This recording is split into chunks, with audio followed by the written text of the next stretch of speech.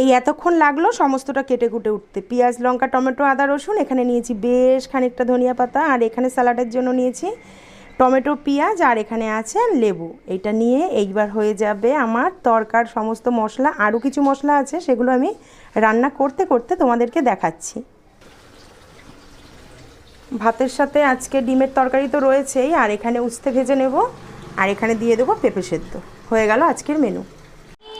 আজকে দেখো এই নতুন প্রেশার কুকারটা বার করলাম আমি। একসাথে দুটো কম্বো কিনেছিলাম পিজনের।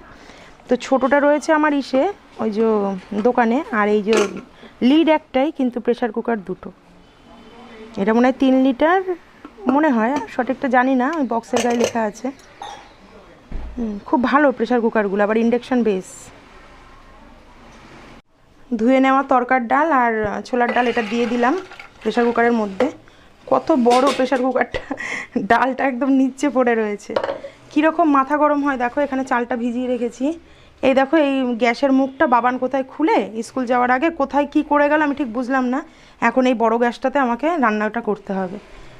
ভালো লাগে না, আর কি যে বদমাইশি চোখে নাকে মুখে বুঝতে পারি না।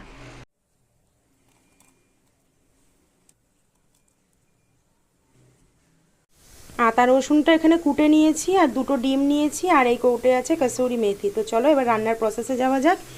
এখানে আমি উচ্ছে ভাজলাম, সেই তেলের মধ্যেই প্রথমে আমি পেঁয়াজটাকে ভেজে নেব।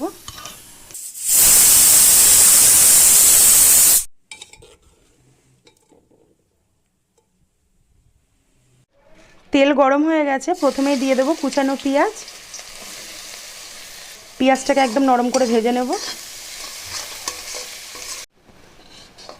পেঁয়াজটা দেখো হালকা নরম হয়ে গেছে। এবার পেঁয়াজটাকে আমি একটু সাইড করে এখানে দিয়ে দেবো কুটে রাখা আদা এবং রসুন।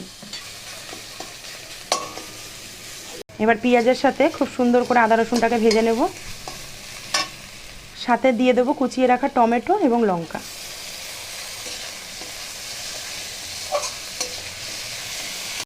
মশলাটা যখন হাফ কষে আসবে তার মধ্যে দিয়ে দেবো একদম অল্প পরিমাণে লবণ, যেহেতু ডালটা সেদ্ধ করার সময় আমি এখানে লবণ দিয়েছিলাম, ওই কারণে।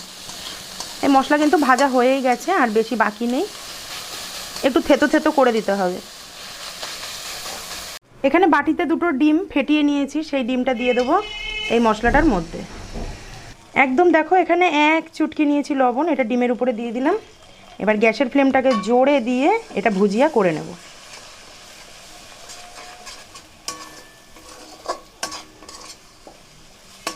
ডিমটা যত কুচি কুচি হবে খেতে কিন্তু তত দোকানের মতো লাগবে। দেখো এক মিনিট মতো ভেজে নিলেই কিন্তু এরকম একদম মশলা সহ ভুজিয়া রেডি হয়ে যাবে। উপর থেকে ধনেপাতা কুচি ছড়িয়ে এইভাবে কিন্তু রুটির সাথে খেতেও ভীষণ ভালো লাগে। তো এখানে মশলাটা আমার সম্পূর্ণ কষানো হয়ে গেছে। এখানে হলুদ লঙ্কার গুঁড়ো কিছু কিন্তু ব্যবহার করিনি, কাঁচা লঙ্কা দিয়েই বানালাম। এইবার আমি ঢেলে দেবো সেদ্ধ করে রাখা ডাল।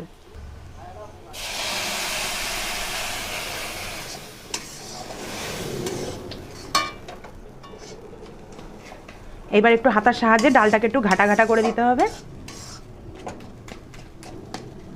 কালারটা দেখো একদম সাদা মাটা এসছে। এই পর্যায়ে দিয়ে দেবো আমি এখানে যে যেরকম ঝাল পছন্দ করো সেরকম, আমি একদম হাফ চামচেরও কম দিয়ে দিলাম একটু লঙ্কার গুঁড়ো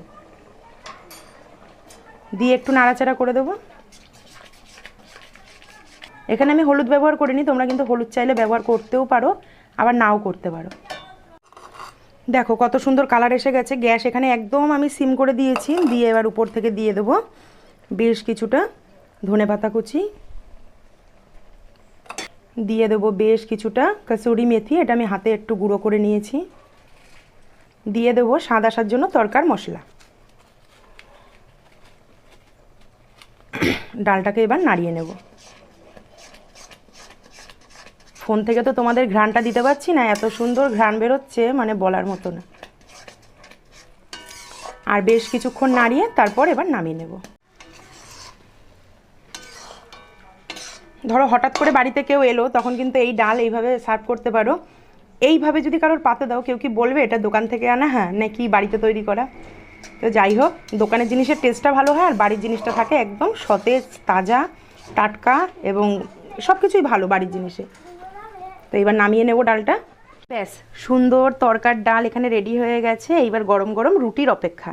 তো রুটিগুলো করবো রাত্রিবেলা, তখন আবার তোমাদের সাথে ভিডিওতে দেখা হবে। একটু পেঁয়াজ দিয়ে, টমেটো দিয়ে আর একটু লেবু দিয়ে একটু গার্নিশ করলাম। কেমন লাগলো আজকে তরকারি রেসিপিটা তোমরা জানিও, আর যদি কেউ বাড়িতে বানিয়ে খাও সেটাও আমাকে জানিও যে কেমন লাগলো।